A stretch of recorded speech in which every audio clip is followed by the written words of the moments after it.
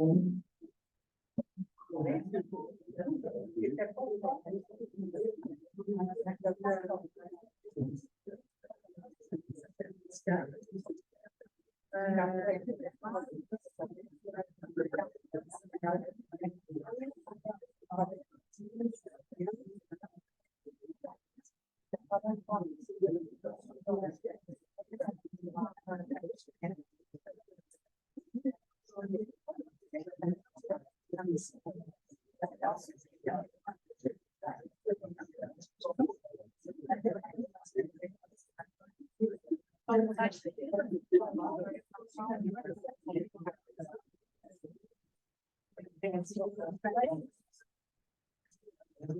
merci beaucoup de votre présence dans votre bel esprit, même si vous êtes un petit peu vieux, mais c'est pas grave.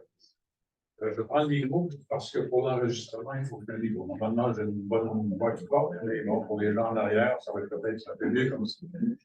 Alors, je me présente, Georges Espérance, neurochirurgien, maintenant retraité. À 72 ans, il faut laisser la place aux plus jeunes, surtout pour opérer dans l'envoi de Fuse. C'est extrêmement plaisir d'être là. Ce qu'on va faire aujourd'hui, à la demande des gens qui de Parkinson-Estrée, c'est de faire une mise au point, une mise à jour de nous en sommes dans l'aide médicale à mourir. Aujourd'hui, 13 septembre. Et comme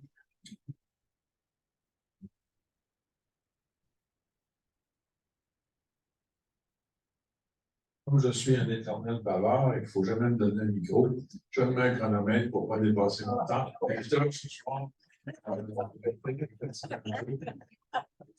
Alors, le plan, c'est que je vais prendre à peu près 45-50 minutes pour vous expliquer là où nous en sommes, les lois. Je prends pour acquis que certains d'entre vous connaissent bien les lois, puis d'autres très peu. Il faut aller entre les deux. Je vais vous faire une révision des lois, surtout des critères actuels. Par la suite, je vous propose une petite pause de 10 à 15 minutes. Et puis, on va passer à une période de questions. Moi, j'ai tout mon temps pour répondre à toutes vos questions. Ça vous va comme ça? Alors, qu'est-ce qui se passe? Ah, voilà. Donc, mon parcours est d'avoir été neurochirurgien, ce qui veut dire spécialiste en traumatologie du cerveau pendant toute ma carrière, des hémorragies cérébrales, etc., etc. Donc, beaucoup de contacts avec des patients et des familles où les patients étaient soit en mort cérébrale, soit en coma profond. Évidemment, il y en a d'autres qui sortent d'affaires, bien évidemment, et heureusement. Mais il reste que depuis le début de ma carrière, j'ai souvent été, comme mes collègues, confronté aux questions de vie et de mort. Et sur un plan plus personnel, j'ai été, disons, confronté depuis 40 ans, ou pas confronté, parce que ça m'a toujours interpellé les questions d'éthique et de fin de vie, les questions d'acharnement thérapeutique, etc. Donc, il ne faut pas vous surprendre si j'ai parfois quelques éditoriaux qui pourraient surprendre quelques bonnes âmes, pas parmi vous, mais parmi mes collègues, les bien-pensants. Donc, je n'ai aucun conflit d'intérêt, sauf que je suis prestataire d'aide médicale à mourir de façon régulière dans la région de Montréal pour le CIUS de l'Est, qui comprend Maisonneuve, Rosemont, Saint-Pierre-et-Denis et tout le reste de l'île de Montréal. Je ne commence pas mes conférences sans avoir une pensée pour tous nos frères et sœurs ukrainiens qui vivent sous les bombes des terroristes russes qui ont agressé leur pays sans absolument aucune raison. Et tout ça pour dire que les démocraties, nos démocraties sont très fragiles. Alors, il y a des gens ici qui ont voté pendant leur vie. Dites à vos enfants et petits-enfants que c'est très important de voter. Les démocraties, c'est jamais coulé dans le béton. On le voit en Europe, il y a des pays qui étaient devenus à peu près démocratiques et qui maintenant retournent en arrière. Pensez seulement aussi à la Chine, à la Russie, qui sont des pays extrêmement autocratiques, et à d'autres peuvent suivre, la Hongrie. Donc, il faut faire extrêmement attention. La démocratie, c'est très, très fragile. Et vous tous ici, je vois l'âge moyen. Il n'y a probablement pas beaucoup de gens sur les réseaux sociaux, mais les plus jeunes des réseaux sociaux, ils travaillent beaucoup là-dessus. Et c'est un grand danger pour les démocraties, les réseaux sociaux, parce que tout et n'importe quoi s'y disent, et certainement pas toujours de la bonne information. Donc, ceci étant dit, merci, madame. Un petit mot très important sur deux notions, ce qu'on appelle les directives médicales anticipées. Directives médicales anticipées, ça a été voté avec la loi 2 du Québec en 2014. Est-ce qu'il y en a d'entre vous qui ont complété leurs directives médicales anticipées? Ah, ben c'est très bien. C'est moins de la moitié. Les autres, faites-le. Les directives médicales anticipées, vous pouvez trouver ça directement en ligne. Si vous ne pouvez pas, vous pouvez appeler directement à la RAMQ de votre région, Régie d'assurance maladie. Ils vont vous envoyer un formulaire dans lequel il y a 3 grands groupes de scénarios. Si j'arrive inconscient à l'urgence et que je ne suis pas capable de décider pour moi-même, est-ce que je veux, petit A, être mis sur respirateur, petit B, être réanimé en réanimation cardiaque, etc., etc. Tout ceci, parce qu'après ça, c'est envoyé à la RAMQ et ça va être dans votre dossier personnel à vous, à l'hôpital, au CLSC, n'importe où vous arrivez. Les ambulanciers ont aussi accès à ça. Donc, si vous êtes trouvé inconscient, que vous n'avez pas de famille, etc., que vous êtes seul, vous ne pouvez pas donner votre avis sur ce que vous voulez comme soin et les directives médicales anticipées font que les médecins vont faire ce qu'ils ont à faire. En général, les docteurs à l'urgence, là, puis j'en étais un pas en première ligne, mais comme neurochirurgien, mais il faut que je vous avertisse d'une chose. Ça, c'est entre nous. Si vous arrivez à l'urgence, inconscient ou semi-conscient, les docteurs vont sauter sur vous. Ils vont mettre des tuyaux dans tous les trous. Oui. Et s'il n'y a pas assez de trous, ils vont en faire d'autres. Faites bien attention à ça. C'est important de faire vos directives médicales. Pensez aussi à vos enfants, petits-enfants ou neveux, nièces, qui vont être pris avec une décision. Ben là, écoutez, madame ou monsieur, qu'est-ce qu'on fait avec votre papa, votre grand-mère, votre oncle, est-ce qu'on continue la réanimation? Là, c'est les enfants qui sont pris avec ça. Donc, pensez à ça aussi. Donc, les directives médicales anticipées, c'est ça, c'est dans la loi 2 du Québec depuis le début. Malheureusement, il n'y en a pas beaucoup qui l'ont fait. Si le gouvernement avait fait autant de publicité là-dessus qu'il en a fait sur le cannabis, on s'en voiture, mais c'est propre à chaque citoyen, ça évite l'acharnement thérapeutique. Vous pouvez trouver tout ce que vous voulez comme renseignement sur le site de l'association, on va le voir à la fin, et sinon, vous appelez à la RAMQ. Et ce qui est important, c'est dans la loi, ça n'existe qu'au Québec. C'est contraignant pour le personnel soignant. Vous avez fait vos directives médicales anticipées et votre fils qui vit en Australie depuis 20 ans, qui vous a vu une fois par année en vidéo, revient et dit non, moi je ne pense pas à ça, non, continue à réanimer papa. Non. C'est les directives médicales anticipées, c'est contraignant pour le personnel soignant. Donc, c'était votre décision à vous, comme si vous étiez là. Ces temps-ci, on va parler beaucoup plus des demandes anticipées. Ce n'est pas la même chose, même si ça se sort un peu. Les demandes anticipées, c'est pour les gens qui ont des troubles neurocognitifs tels l'Alzheimer. Ici, on est à la Société Parkinson. Le Parkinson amène dans à peu près 15% des cas des problèmes cognitifs qui peuvent aller jusqu'à la démence, mais il y a des problèmes cognitifs, mais c'est beaucoup moins fréquent, bien sûr, que dans d'autres pathologies. Et les demandes anticipées, ça veut dire je me suis fait donner un diagnostic de maladie dégénérative cognitive telle l'Alzheimer. Je suis encore maintenant très bien, mais je veux obtenir l'aide médicale à mourir lorsque je serai devenu inapte. Et ça, à chacun de choisir quand est-ce qu'il veut l'aide médicale à mourir. Par exemple, quand je serai plus capable de faire ma toilette moi-même, quand je serai plus capable de garder mon appartement moi-même, etc. Les demandes anticipées, pour mettre ça clair, les demandes anticipées, c'est dans la loi 7 du Québec qui a été passée en juin 2023. Donc, c'est actuellement dans la loi. Sauf que ce n'est pas encore en vigueur. La ministre s'est donné jusqu'à 24 mois pour mettre ça en vigueur. Donc, pour le moment, on parle des demandes anticipées, mais ce n'est pas encore en vigueur. Les directives médicales anticipées sont en vigueur depuis 2014. Okay? C'est important de bien faire la différence. Voilà. Alors, ceci étant dit, quelle est la mission de l'Association québécoise pour le droit de mourir en activité? C'est de faire reconnaître l'autonomie pour chaque personne majeure et apte, donc qui a toute sa tête, ayant rédigé ses demandes médicales anticipées, donc non pas les directives, mais les demandes anticipées, d'avoir, lorsque sera venu le temps, une fin de vie conforme aux valeurs de dignité et de liberté qui l'ont toujours animé, et pour que soit respectée sa volonté personnelle d'obtenir une aide médicale à mourir, quel que soit son état cognitif à ce moment. C'est ce dont je vous ai parlé. C'est ce qui se discute beaucoup dans la société depuis un petit bout de temps. Lorsque je ne serai plus apte à décider pour moi-même parce que j'ai une maladie d'Alzheimer ou autre, je veux qu'on me donne l'aide médicale à mourir, même si je ne comprends plus où est-ce que je suis. Ça, ce sont les demandes anticipées. Un petit mot, les directives médicales anticipées, vous ne pouvez pas demander l'aide médicale à mourir par directive médicale anticipée. D'accord? Il faut que ce soit bien clair.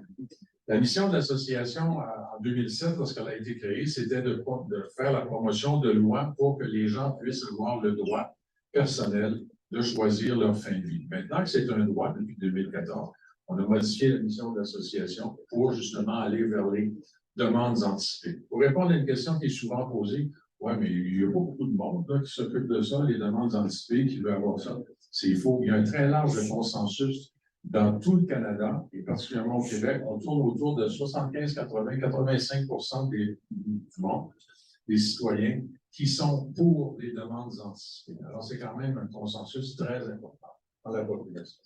L'association a été fondée en 2007 par Mme Hélène Bolduc, qui est encore très bien vivante. Nous sommes 7 administrateurs bénévoles. L'association a fonctionné pendant des années uniquement avec des dons. Nous avons depuis août 2020 une subvention du gouvernement du Québec qui nous a permis d'engager une directrice générale. Et nous avons aussi le bonheur d'avoir avec nous un avocat, le maître Jean-François Leroux, qui agit pour nous lorsqu'il y a des problèmes. Jean-François était un des 2 avocats qui a plaidé la cause de Mme Gladieux et M. Truchon en janvier-février 2019. Et c'est un ami.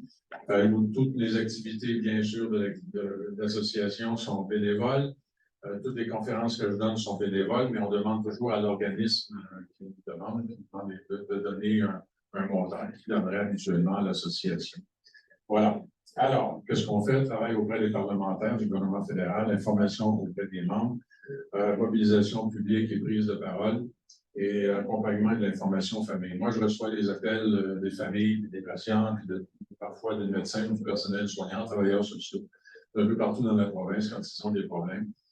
À tel point que des fois, les gens appellent au ministère, puis le ministère leur dit appelez à l'association. Enfin, vous voyez le genre. Mais bon, ce qui fait que j'ai des téléphones à peu près tous les jours. Pas à peu près tous les jours. Mais voilà, on essaie de trouver d'autres mondes pour nous aider. De quoi on va parler aujourd'hui? L'historique et la situation actuelle. Et on va parler surtout de l'avenir et des questions-réponses, comme je vous l'ai dit tout à l'heure. J'en suis rendu. Vous allez tenir mon temps. Vous me faites signe à 40 minutes parce que c'est mon retour pour dormir. Pourquoi l'aide médicale à mourir? Si vous êtes ici, c'est parce que ça vous intéresse, mais on peut peut-être, pour répondre à aux gens autour de vous qui ne veulent pas venir ou qui sont intéressés, pourquoi l'aide médicale à mourir? C'est pour le respect du principe d'autonomie de la personne. C'est le plus grand principe. Les plus âgés, mais là, il y en a pas mal de jeunes, mais les plus âgés, vous vous souvenez que vous êtes allé voir le docteur ou que vos parents sont allés voir le docteur. Et le docteur disait, c'est ça qu'il faut, puis moi je connais ça, puis tu fais ce que je vais décider. Mais c'est plus comme ça que ça marche. Les patients ont le droit de savoir qu'est-ce qu'ils ont. D'abord, premièrement, quelles sont les alternatives thérapeutiques. On peut faire de la chimio, de la radiothérapie, des médicaments, puis on peut rien faire aussi. Et puis on peut t'offrir l'aide médicale à mourir, c'est ça que tu veux. Donc les gens, c'est le respect de l'autonomie. La personne décide pour elle-même. Si un patient va voir un médecin qui commence à discuter en disant « je voudrais l'aide médicale à mourir parce que j'ai un cancer métastatique », le médecin lui dit, comme malheureusement ça arrive encore trop souvent, « non, tu n'es pas rendu là, car on va faire d'autres choses. » Non. Quelles sont les alternatives? Et puis c'est le patient qui choisit. C'est ça l'autonomie du patient, tant qu'il est apte. Deuxièmement, le respect du principe de dignité et de liberté de choix. Ça, c'est un principe qui est vrai pour tout le monde. Chacun vit sa vie comme il l'entend, dans le respect de sa propre dignité. Si quelqu'un veut être en CHSLD, ça ne dérange pas d'être en CHSLD et d'avoir des couches d'incontinence, c'est correct, c'est parfait, autonomie. Et si une autre personne, pour elle, c'est quelque chose de totalement inadmissible, bien, on doit l'écouter aussi, comme soignant, on doit l'écouter, et comme société, on doit l'écouter. Les données, les années gouvernementales, les années administratives, c'est du 1er avril au 31 mars. Donc, nous avons actuellement les chiffres de 2021-2022. Les chiffres du 1er avril 2022 au 31 mars 2023 vont sortir à quelque part dans les prochaines semaines. On ne les a pas de façon officielle. En 2021-2022, il y a 5 des patients décédés au Québec, à peu près 65 000 décès au Québec par année, qui sont décédés par aide médicale à mourir. Fait que lorsque des gens disent que c'est effrayant, tout le monde va mourir, l'aide médicale à mourir, vous allez faire mourir tout le monde. C'est pas vrai. C'est 5 des décès actuellement qui sont déjà l'aide médicale à mourir. Vous avez certainement dû voir dans les journaux une polémique qui a été lancée par le président de la Commission des soins de fin de vie, disant qu'on est rendu au Québec à 7 pour les chiffres 22-23. On n'a pas encore les chiffres officiels. Puis moi, il y a des gens qui m'appellent, les journalistes et autres, disent qu'est-ce que vous en pensez? 7 c'est bien effrayant. Pourquoi c'est effrayant, 7 Il y en a même qu'il y en aurait 10 15 20 de gens qui demandent l'aide médicale à mourir au lieu de mourir dans le fond d'un lit, à agoniser, à avoir mal. Pourquoi pas? Quel est le problème si on respecte l'autonomie, la dignité des gens? Parce que nous, comme médecins, comme soignants, infirmières, etc., on est là pour aider les gens, pour les soulager. La plupart du temps, on essaie. Pour les guérir très rarement. C'est pas nous autres qui mènent, c'est la maladie. Et puis pour aussi écouter surtout les gens. Et quand ils ne veulent plus, ils ne veulent plus. Et c'est vrai particulièrement pour les personnes très, très âgées. On va y revenir. L'immense majorité de la population est favorable à l'aide médicale à mourir. Alors les chiffres, en 2015-2016, vous voyez, il n'y en avait pas parce qu'il n'y avait pas de loi, bien sûr. Il y avait 0 aide médicale à mourir. Nous sommes rendus à 3663 pour l'année 21-22. Il y a une progression constante. Alors, on entend les opposants religieux, surtout, et autres, dire c'est effrayant au Québec ou au Canada, il y a une progression sans arrêt, ça double chaque année. Mais je comprends. En 2015, il n'y avait pas de loi, donc c'était 0. Si vous faites juste passer à 1 le mois suivant qu'il y a un aide médicale à mourir, vous venez d'aller vers l'infini, vous êtes passé de 0 à 1, il n'y a même plus de pourcentage. Si vous passez de 1 à 2, vous venez de doubler de 100 votre nombre de personnes. Ça n'a aucun sens, ce type de réflexion. Il y en avait 0 en 2015, il y en a 3660 entre 21 et 22. Et alors, tant mieux, ça veut dire que les gens s'approprient la loi, ça veut dire que le personnel soignant connaît plus la loi, ça veut dire que les gens au Québec ils ont mis de côté la religion pas mal et ils comprennent que la vie a une fin de toute façon. Puis tant qu'à faire, autant bien vivre notre vie le plus qu'on peut, puis arriver à une mort quand ça devient inéluctable. Moi, je veux ça tranquillement, entouré des miens, entouré de mes proches. Je fais un petit aparté ici. Vous n'avez pas idée le nombre d'aides médicales à mourir que l'on fait. On en fait beaucoup maintenant à domicile. On est plus difficile à l'hôpital. Mais à domicile, les gens, on arrive là puis c'est le parti. La famille est là. Je ne sais pas s'il y en a ici qui ont déjà vécu dans les vous. 7 personnes. 7 personnes. C'était le parti. C'était le parti, bon, c'est ça. Alors, eh bien sûr, ce n'est pas la même circonstance si quelqu'un se fait donner un diagnostic de cancer métastatique. Il était bien au mois de janvier, puis rendu au mois de mars, il y a un diagnostic de cancer, il n'y a plus rien à faire. Ça, c'est dur parce que là, il y a le deuil, etc., etc. Une personne qui a une maladie de longue date, un cancer récidivant, une sclérose en plaques, une sclérose latérale amyotrophique, etc., etc., ces gens-là, ils ont vécu leur vie, ils ont vécu leur maladie, ils ont de la souffrance, c'est aussi un des critères pour avoir l'aide médicale à mourir. Et souvent, ils n'en peuvent plus. Et là, ils disent, bon, ben là, j'en peux plus. La famille se rend bien compte que leurs proches n'en peuvent plus non plus. Et donc, l'aide médicale à mourir devient une occasion d'avoir une réunion familiale avec les amis, parfois de régler certains comptes. Mais je vous le dis, là, honnêtement, ça se fait le plus souvent. Je ne parle pas du moment de l'injection, je parle avant. Avec une bouteille de vin, avec parfois du champagne, avec de la bouffe, ça peut être le Saint-Hubert ou ça peut être du la viande, ça, chacun fait ce qu'il veut. Et c'est comme ça que ça se passe très, très, très souvent. Et donc, on voit que c'est une célébration de la vie. Et moi, c'est comme ça que j'appelle ça maintenant. Alors, on va essayer de changer le principe. Voilà. Quelques chiffres rapidement. Donc, 5,1 des décès. La plupart des aides médicales à mourir touchent des gens de 60 ans et plus, c'est 93 Ça ne nous surprend pas. Plus on vieillit, plus des maladies peuvent nous toucher. Atteinte de cancer dans 66 des cas, avec un pronostic de survie de 1 an ou moins dans 84 des cas. Donc, c'est pas vrai que les gens se lèvent un matin en disant tiens, matin, ils m'ont appelé mon docteur, ils m'ont demandé l'aide médicale à mourir. Pas de même, ça se passe. Les gens ont une longue réflexion. Il y a des gens qui nous demandent l'aide médicale à mourir quelques jours avant de l'avoir. J'ai vu dimanche dernier une dame à l'hôpital, on m'avait demandé une consultation, un cancer métastatique, une récidive. Elle est en pleine forme, en pleine forme, je veux dire, elle a toute sa tête, elle est souriante, elle est très gentille et elle veut l'aide médicale à mourir, elle va l'avoir samedi. Donc, je l'ai vu dimanche dernier, elle va l'avoir samedi. Et si elle avait pu l'avoir jeudi, demain, elle aurait été contente. Donc, c'est comme ça que ça se passe pour un certain nombre de personnes qui ont leur maladie depuis longtemps, qui se sont fait une idée, et dans leur tête, c'est correct, et la famille aussi, de façon générale. Alors, où est-ce que ça se passe? En 21-22, là, ça risque de changer un petit peu. Aide médicale à mourir en 54 en centre hospitalier, à domicile 33 Au Canada, c'est un petit peu plus, 40 En CHSLD, 8 puis en maison de soins internes, 5 Sauf que la nouvelle loi qui a été passée en juin, à notre demande et à la demande de, en fait, je dis les médecins, surtout les prestataires d'aide médicale à mourir, et à la demande de l'association, Les maisons de soins palliatifs, depuis la loi au Québec, avaient une exclusion. Ils avaient le droit de ne pas offrir l'aide médicale à mourir. La première qui l'a fait, c'est la maison à l'île Chrétien à Shawinigan, parce qu'elle a été fondée à peu près en même temps que la loi. Et par exemple, la maison Michel Sarrazin à Québec refusait depuis toujours l'aide médicale à mourir. Depuis maintenant 6 mois, il l'offre. Et avec la loi, toutes les maisons de soins palliatifs vont être obligées d'offrir l'aide médicale à mourir. Donc, ça, c'est une très belle progression. À Sherbrooke, c'est la maison Aube-Lumière, qui, je pense, le donne depuis quand même plusieurs années, à ma connaissance. Il y en a qui sont au courant. Ils ont été, peut-être pas les premières, mais dans les premières à donner l'aide médicale à mourir. Et c'est très bien ici. Alors, très rapidement. En 2014, il n'y avait aucune loi. Le gouvernement du Québec, en bas, c'est tout ce qui relève du Québec. Et en haut, c'est ce qui relève. Voyons, excusez-moi. En même temps. Et en haut, c'est ce qui relève du fédéral. Donc, en 2014, le 10 juin 2014, le Québec adopte la loi 2 du Québec sur les soins de fin de vie.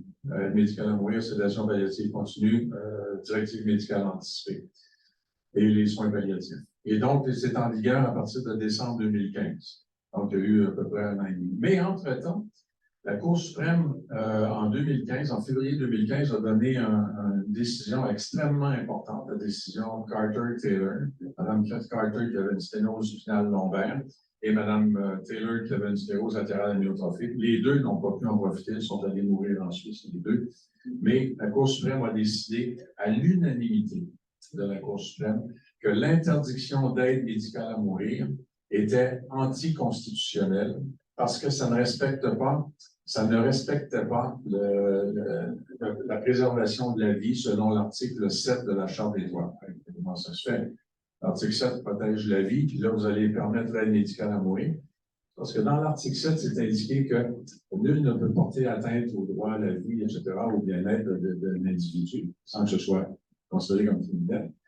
Et la Cour suprême a décidé, au travers de plein d'autres choses, là, et en gros, ce que la Cour suprême a dit, c'est les patients qui sont rendus en bout de vie, par cancer, par tout ce que vous voudrez, qui n'en peuvent plus. On ne peut pas les aider à mourir comme soignants. Alors, qu'est-ce qu'ils font? Ils se tirent en bas d'un autobus, ils se tirent en bas du métro, en face du métro, ils se suicident par arme à feu. Donc, ça, c'est une atteinte à leur dignité et à leur vie.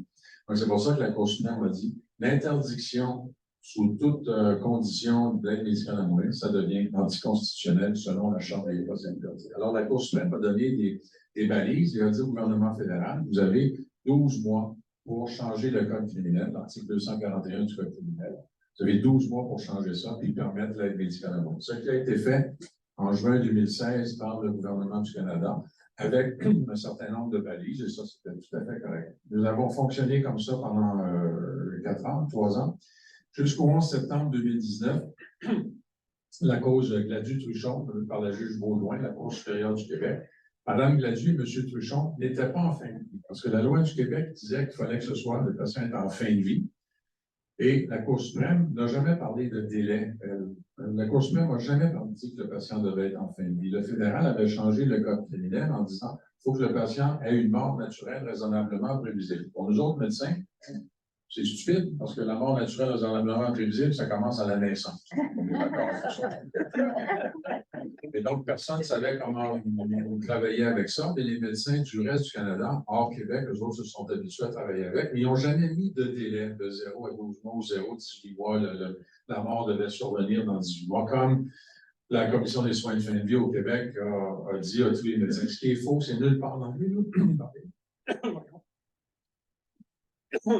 Excusez-moi.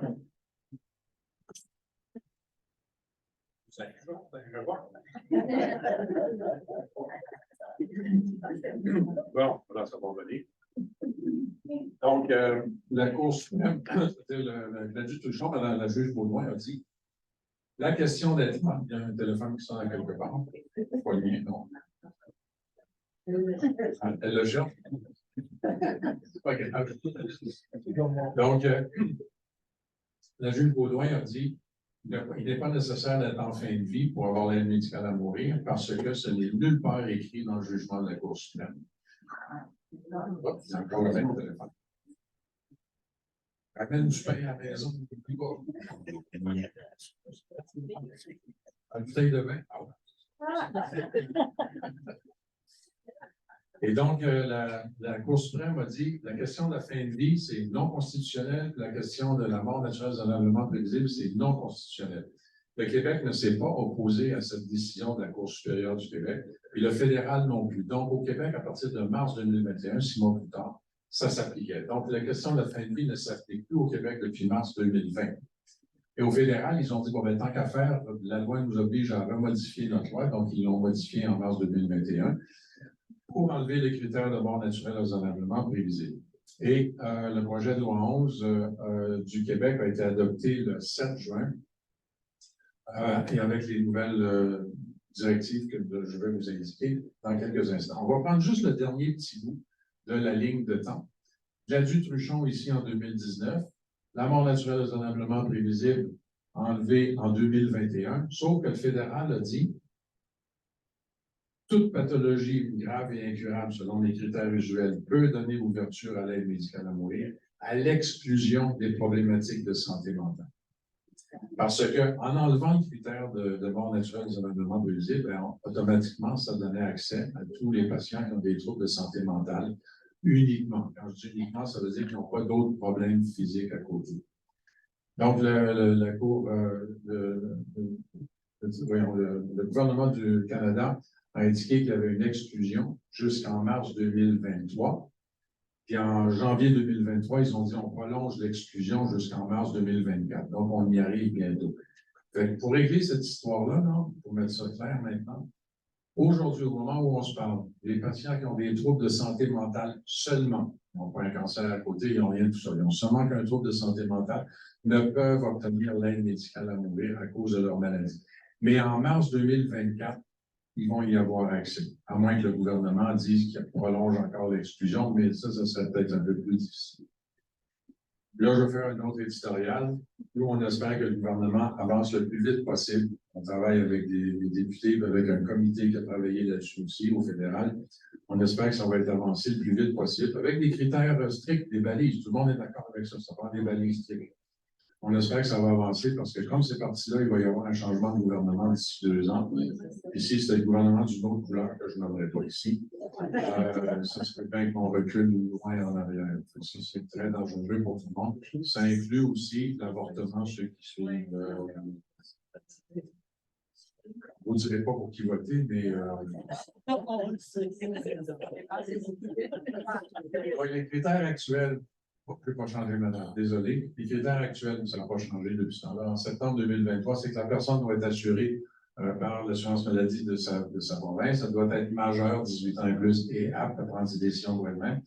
Elle doit avoir une maladie grave et incurable et un déclin avancé et irréversible, ainsi que des souffrances physiques ou psychologiques. Un petit mot là-dessus. La maladie grave et incurable, c'est pas selon, évidemment, c'est selon la médecine, mais incurable, ça ne veut pas dire que le patient doit avoir tous les traitements possibles sur cette terre. Ça veut dire que le patient doit avoir obtenu les traitements habituels qui lui ont été offerts.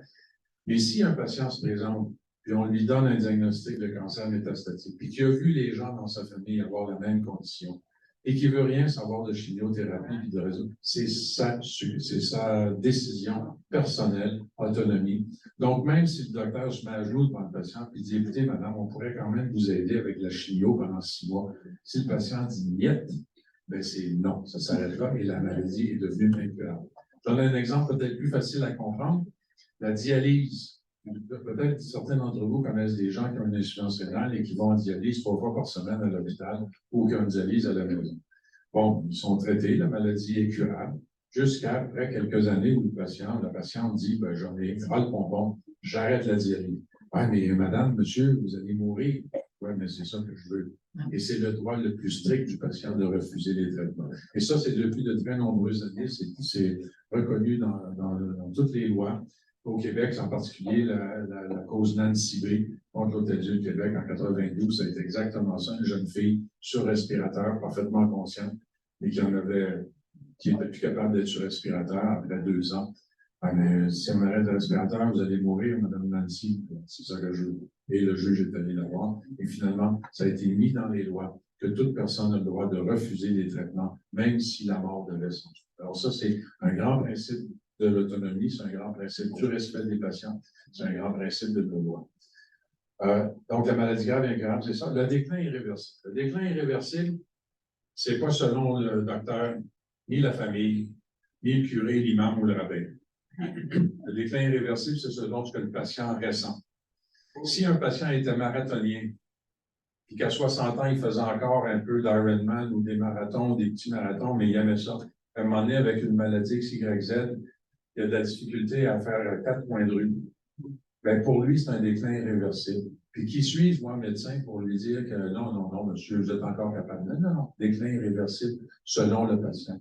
Un exemple que l'on rencontre fréquemment chez les personnes âgées, la dégénérescence maculaire. Un patient qui aimait ça, lire ou écouter la télévision et qui voit de moins en moins clair. Bien, il y en a, malheureusement, en particulier à la Commission des soins infirmiers, qui disent non, ça, c'est pas une maladie grave et incurable, je suis désolé. Une dégénérescence maculaire, c'est grave, c'est incurable. Puis, troisièmement, ça amène un déclin irréversible. Si cette personne-là, son seul plaisir, c'est d'écouter TVA, qui n'est même plus capable de voir les images, mais que son plaisir dans la vie, c'est de lire de la poésie, qu'elle est plus capable de faire ça, c'est un déclin irréversible pour elle. C'est toujours selon le patient. C'est l'autonomie et le respect de la dignité. Et il y a des soignants, médecins ou travailleurs sociaux qui se disent non, vous n'êtes pas rendu là. Moi, je m'excuse. Les patients que je vois, c'est le déclin selon ce que le patient ressent et me dit. Et je ne suis pas le seul à faire ça. Mes collègues qui faisant beaucoup d'aide médicale à mourir, exactement la même chose. C'est le respect du patient qu'on a devant nous. Ce n'est pas à nous de décider si le patient est plus ou moins en déclin ou plus ou moins souffrant. Même chose pour la souffrance. Si un patient me dit qu'il est souffrant, puis qu'on a essayé plusieurs médicaments, puis qu'il a toujours mal, ben c'est lui qui souffre, c'est pas moi. C'est pas le curé, l'imam ou le rabbin, c'est pas l'infirmière, c'est pas le travailleur social, c'est pas la famille, c'est le patient qui est devant moi qui souffre.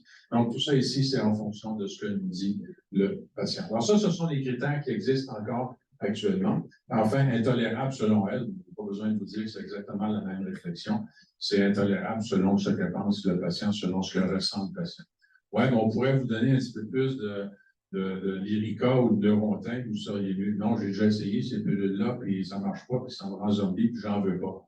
Parfait, c'est le choix du patient. Autonomie, utilité. Il y a une différence au Canada. Depuis le début, le Canada a permis qu'un médecin ou une infirmière praticienne, une IPS, évalue les patients et donne l'aide médicale à mourir.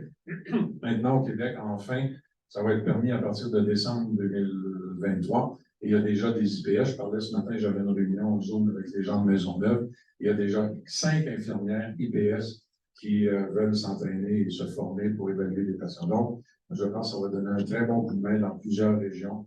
Les infirmières sont généralement très, très proches de leurs patients, surtout celles qui travaillent en soins palliatifs. Et donc, les infirmières sont beaucoup plus enveloppantes, si je peux dire, de leurs patients que souvent bien les médecins. Et donc, ça va être une très grosse avancée, ça. Au Canada anglais, il y a environ 10% des aides médicales à mourir qui sont données par des IPS, donc des infirmières praticiennes spécialisées. Le suicide assisté au Canada est permis, pas au Québec, ça reste interdit au Québec. Le suicide assisté, ça veut dire que le médecin ou l'infirmière donne la pilule au patient, puis c'est le patient qui prend lui-même sa propre pilule. Personnellement, comme médecin, pour en avoir fait beaucoup, là, des aides médicales à mourir, je suis opposé à je ne suis pas du tout favorable à ça parce que on ne sait pas comment le patient va prendre ses pilules, on ne sait pas s'il va bien les pilules, les prendre, s'il se met à vomir pendant qu'il prend ses pilules, on n'est pas plus avancé, etc., etc. Et il y en a très, très peu qui se sont faits au Canada, très peu. Par contre, en Suisse, par exemple, c'est du suicide assisté. Donc, le médecin n'intervient absolument pas. C'est le patient qui doit prendre sa médication. Dans tous les États américains, il y a de l'aide médicale à mourir, mais ce n'est pas de l'aide médicale à mourir, c'est du suicide assisté dans les États qui le permettent. Alors, quelle est la démarche? Le patient signe sa demande avec un professionnel de la santé, médecin, infirmière, travailleur social. Absolument aucune obligation que ce soit le médecin de famille, d'aucune façon, ou le médecin traitant, parce que certains patients se font dire par le médecin de famille, ben, t'es pas rendu là, puis moi, j'en fais pas. Non. Ça peut être le médecin, ça peut être le travailleur social. Dans les derniers mois, beaucoup de demandes que je reçois, ça a été fait par le travailleur social. Ils sont beaucoup en lien avec les patients quand ils sont malades à la maison. Même chose pour des infirmières de soins palliatifs. Le professionnel de la santé a l'obligation déontologique d'envoyer le formulaire soit à la direction des services professionnels, ou au GIS, comme à Sherbrooke, c'est au GIS, au groupe interdisciplinaire de soutien, Donc, ils ont l'obligation déontologique. Chaque personne d'entre vous ici a le droit de demander une évaluation pour l'aide médicale à mourir. Et évidemment, si vous n'avez aucune maladie, ben, la réponse va être rapide. Si vous avez seulement un problème de santé mentale, quand je dis seulement, vous comprenez ce que je veux dire, il n'y a que cette problématique-là. Ben là, pour le moment, vous allez être aussi, vous ne serez pas accepté, mais c'est le droit de chaque personne de demander d'être évaluée. Et ce n'est pas à quelqu'un d'autre de dire non, non, non, tu ne rentres pas dans les cas. Ça prend un médecin, puis bientôt une infirmière, qui fait l'évaluation du patient, voir si le patient rencontre les critères pour obtenir l'aide médicale à mourir. Un médecin évaluateur va donc aller voir le demandeur. Un deuxième médecin aussi va donner son avis. C'est une évaluation qui est généralement moins longue, mais qui consiste à évaluer le patient et le dossier pour constater, voir si le patient répond ou non, ou rencontre ou non les critères. Et puis, après ça, tout le reste dépend du patient. Le patient décide de la date, il décide, ça peut être 3 mois plus tard, ça peut être 6 mois plus tard, ça peut être 1 an plus tard, c'est le patient qui décide.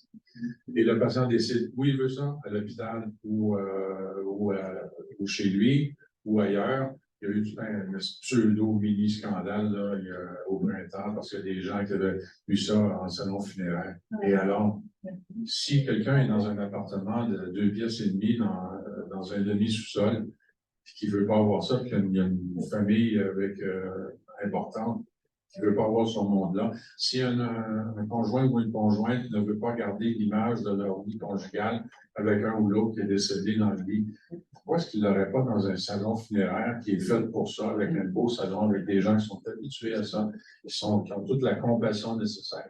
Bon, là, ils ont poussé des cris, là, puis c'est effrayant, puis ils demandent des frais pour avoir ça. Et de toute façon, quand vous avez l'aide médicale à mourir, il faut de toute façon que vous soyez en lien avec un salon funéraire pour qu'ils viennent chercher la dépouille, que ce soit à l'hôpital ou chez vous. Et donc, de toute façon, il y a des frais. Alors, moi, je trouvais que c'était vraiment un mini scandale. Il n'y avait peut-être rien d'autre dans les nouvelles, c'est le scandale. Mais donc, de toute façon, maintenant, ça peut se faire. Dans la loi, ils ont dit qu'il faut que le médecin ait l'accord du directeur des services professionnels ou un directeur de service professionnel, soit il fait de l'aide médicale à mourir, oui, vas-y, soit il n'en fait pas, puis il ne sait pas de quoi il parle, c'est le point pas plus avancé. C'est le troisième éditorial, je sais pas.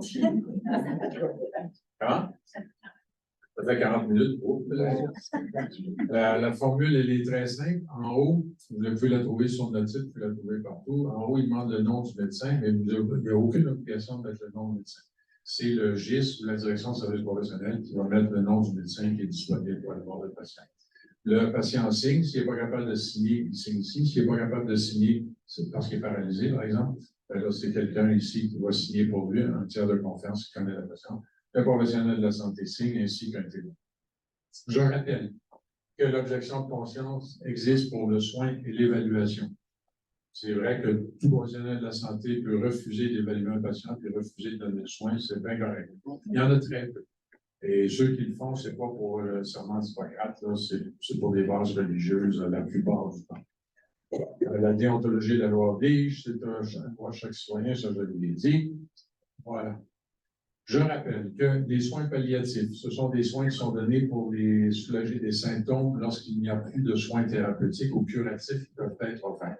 Si vous avez un cancer métastatique, mais qui est plutôt lent d'évolution, vous allez avoir des traitements et les médecins vont vous dire on ne pourra pas guérir votre cancer. Par contre, on va soulager tous vos symptômes. Ça, c'est des soins palliatifs. Les soins palliatifs, ça peut durer 2 ans, 3 ans, 4 ans, 5 ans.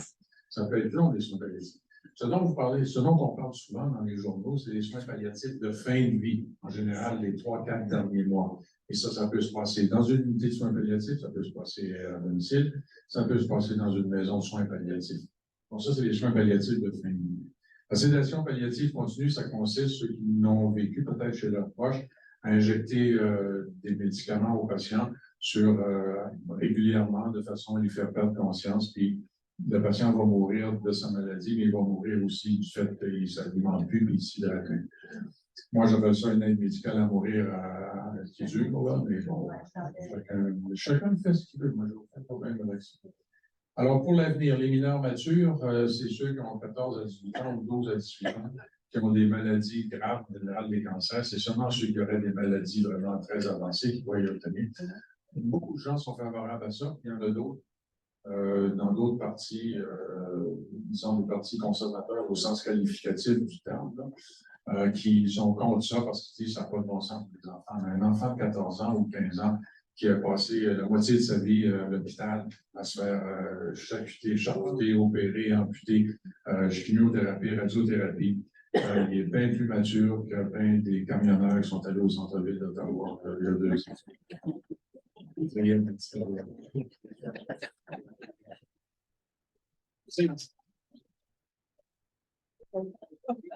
Je le dis comme je le pense. Les maladies mentales, je reviens dans quelques minutes. Les demandes anticipées, on va en dire un petit mot. J'en ai dit un petit mot, je vais y revenir. Le rapport sur les maladies mentales. Les maladies mentales, ça pose un gros problème qui est celui de est-ce que c'est une maladie grave et incurable? Grave, oui, pour la plupart. Incurable, ça, les psychiatres vont nous dire, on ne sait pas, des fois, avec les années, la maladie devient un petit peu plus traitable, le patient est moins pire, etc. D'autres psychiatres vont dire, écoutez, la façon dont le groupe d'experts, commandé par le gouvernement fédéral, d'ailleurs, en passant au travers de ça, c'est de dire, incurable, ça signifie que tous les traitements usuels acceptés par la science ont été tentés. On ne va pas obliger un patient à avoir des traitements expérimentaux, parce que ce n'est pas logique, ça va contre la Charte des lois. Et puis, donc, si le patient a eu pendant 10 ans, 15 ans, 20 ans, 30 ans, des traitements qui ne donnaient pas d'effet, ou peu d'effet selon lui, bien là, ça devient une maladie qui est considérée comme incurable. C'est vers ça qu'on s'en va dans le terme de discussion pour la santé mentale. Et donc, il y a un autre élément qui est très important d'ajouter. Ça vient du gouvernement du Québec, mais le fédéral est d'accord avec cet aspect-là. Les maladies mentales, toutes les formes de déficience intellectuelle sévère. Je ne parle pas de quelqu'un qui a une petite déficience, là, mais tous les gens qui ne sont pas aptes à prendre des décisions pour eux-mêmes sont exclus de l'aide médicale à mourir pour des problématiques de santé mentale, pour une raison bien simple, c'est qu'ils ne sont pas aptes à décider pour eux-mêmes. Ils n'ont jamais été et ils ne le seront jamais. Donc, on ne peut pas, à ce moment-là, leur donner de l'aide médicale à mourir, parce que ça devient de l'eugénisme. C'est plus de l'euthanasie, euthanatos, du grec, d'une bonne mort, mais ça devient de l'eugénisme, c'est-à-dire qu'on élimine dans notre société les gens qu'on veut plus voir, des sortes de personnes de l'état. Même chose pour le spectre de l'autisme très profond. On ne parle pas d'un autisme de quelqu'un qui a un petit peu de difficulté, mais qui fonctionne. On parle d'un autisme profond. Donc là, ce serait interdit. Même chose pour les gens qui ont eu un traumatisme crânio-cérébral majeur ou un accident vasculaire cérébral majeur qui restent inconscients ou inaptes.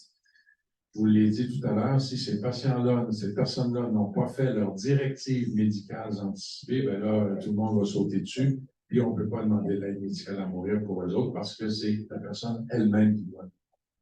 Donc, on reste avec toutes les demandes anticipées pour les troubles neurocognitifs, Alzheimer et autres, parce que ces gens-là n'ont pas toujours été inaptes, pendant toute leur vie, ils ont été aptes à prendre des décisions pour eux-mêmes. Ils ont la capacité de donner à l'avance un consentement éclairé, mais elles doivent toutefois obtenir un diagnostic. Donc, il n'est pas question à 35 ans de dire « je vais demander l'aide médicale à mourir au cas où j'aurai un Alzheimer ». Non, pas du tout. Ben non, mon père et ma mère ont eu l'Alzheimer, donc je voudrais avoir l'aide médicale à mourir quand ça va m'arriver. Non, ça prend un diagnostic, bien évidemment. Alors, le projet de loi 11 du Québec, adopté au 7 juin 2023, nous dit qu'on enlève le critère du fin de vie, mais il était déjà enlevé pour la réalité, pour nous médecins, mais il est encore écrit dans la loi. Demandez-moi pas pourquoi ça prend 2 ans et demi pour enlever 4 mots dans une loi, mais bon, c'est comme ça. Aux éditoriaux. L'interdiction du trouble mental, aucun trouble neurocognitif. Le Québec ne veut pas aller dans les troubles de santé mentale. Donc, pour le Québec, c'est non. Fait que là, on est pogné un peu avec ça. Je vais revenir dans quelques instants. Et en vigueur, 6 mois après, l'obligation pour les maisons de soins palliatifs, j'en ai dit un mot, et la possibilité pour les infirmières praticiennes, ça va être en vigueur au mois de décembre. Et concernant le handicap, ça, c'est un faux problème. L'histoire du handicap, la Cour suprême avait dit maladie, handicap ou affection grave et incurable. La Cour fédérale, en 2016, a repris les mêmes termes. Et donc, puis en 2021. Mais le Québec restait avec son histoire de maladie grave et incurable.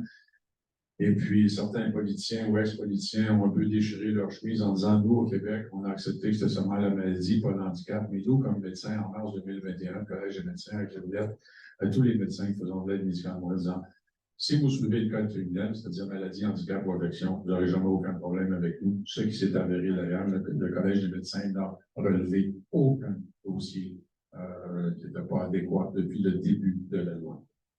Alors, le projet de loi 11, quelques précisions. Santé mentale au Québec, c'est ça. Au Québec, ils ne veulent pas en entendre parler. Par contre, le fédéral travaille sur cet aspect. Je vous en ai dit un petit mot tout à l'heure. En principe, en mars 2024, les patients atteints d'une problématique de santé mentale comme seul problème médical pourraient avoir accès à l'aide médicale à mourir. On va voir quelles vont être les balises. Et je peux vous dire tout de suite que les balises, ça va être au moins un suivi sur 10 ans, 20 ans, 30 ans de suivi médical et médico-social, psychiatre, psychologue, travailleur social, etc. On ne peut pas prendre un patient de 25 ans qui a une grosse dépression et dire on va donner l'aide médicale. Pas du tout de même, ça va marcher sur une très longue période de temps. Ça définit l'incurabilité.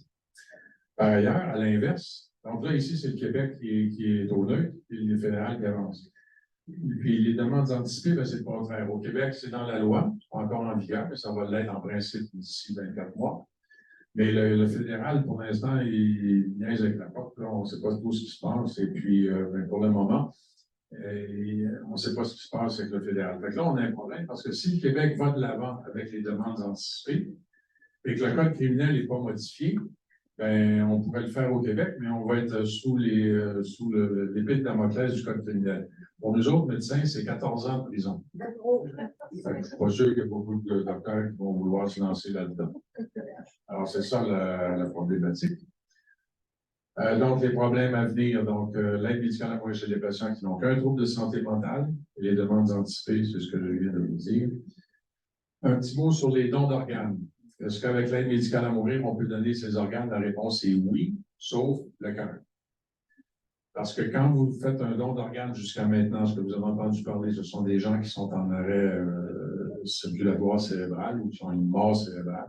On les garde en vie avec respirateur, les médicaments, tout ça, surtout en neurochirurgie, mais ça peut aussi dans d'autres pathologies, mais il y en a beaucoup en neurochirurgie, bien sûr. Mais donc, à ce moment-là, on les garde en vie, donc le cœur fonctionne, les poumons fonctionnent, les reins fonctionnent, etc. Pour l'aide médicale à mourir, ce qu'on recherche, ce qu'on attend, c'est un arrêt cardiaque. Donc, la mort survient par arrêt cardiaque, par manque d'oxygène, parce qu'il n'y a pas de respiration. Donc, évidemment, là, le cœur n'est plus bon. Et pour tout le reste, si un patient n'a pas un cancer, évidemment, le cancer, ça élimine tout de suite les dons d'organes. Hein? Mais si un patient a, par exemple, une sclérose latérale amyotrophique ou une sclérose en plaques, que ses organes sont bons, les poumons, les reins, le pancréas, le foie, etc., bien, il peut donner ses organes. La seule différence, c'est que ça ne peut pas se faire à domicile. Il faut qu'on fasse ça en salle d'opération. Et ça se fait très bien avec la famille autour. Moi, j'en ai fait 3 jusqu'à maintenant.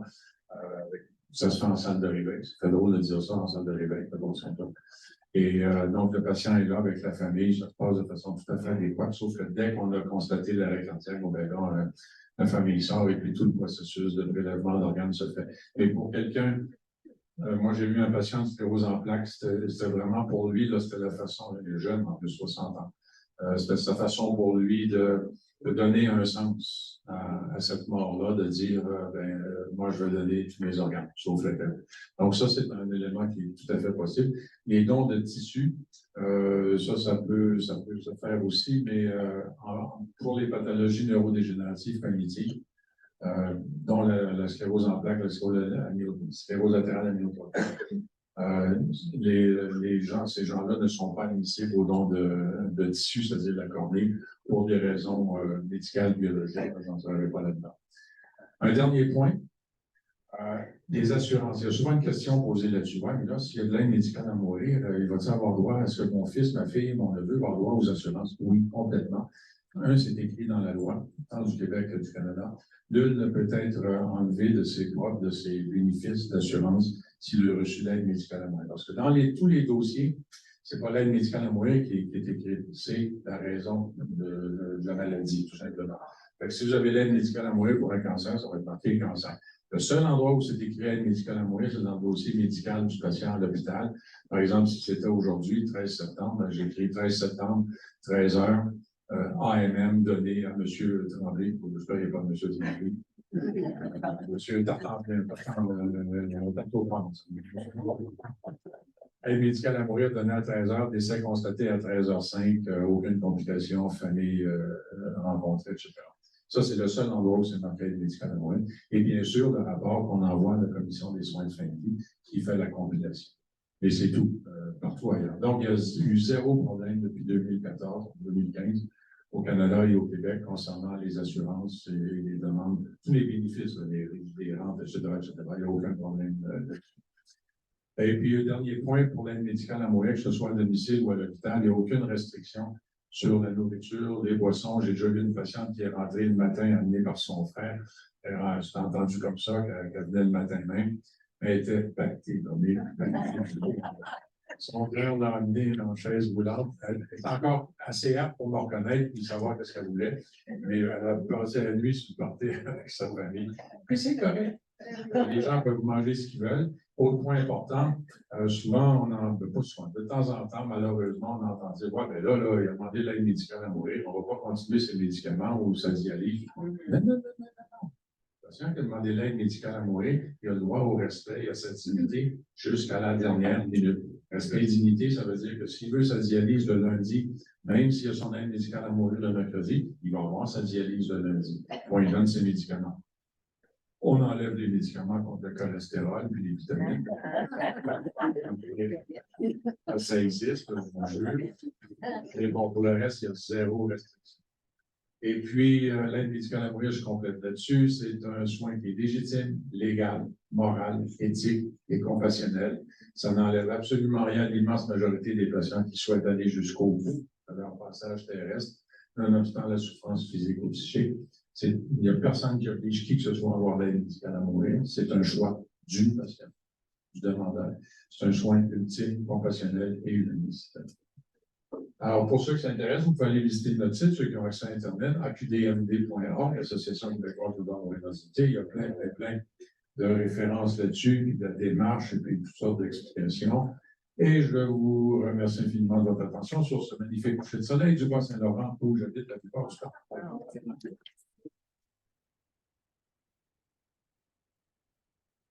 Ce que je vous propose, c'est de prendre un petit 10 minutes pour vous verrouiller. Je pense quand même un peu du café. Non? En arrière. 10 minutes juste pour vous déhancher, pour dérouiller. Pas déhancher trop, là, je pars pour le 10. Et bouger. Il est 14h26. On reprend 14h35. Pour les questions-réponses, vous vous gênez surtout. OK, allez-y.